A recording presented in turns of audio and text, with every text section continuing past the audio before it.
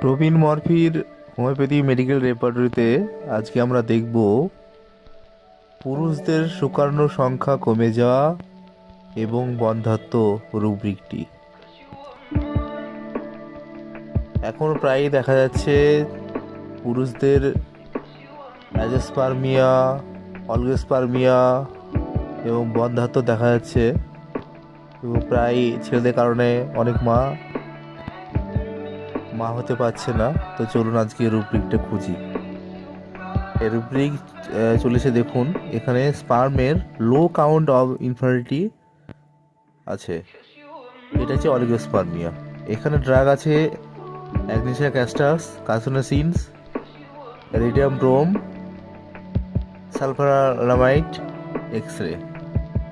আর steroid আছে মেলে Agnes custard, Causticum, সালফারামাইড, X-ray.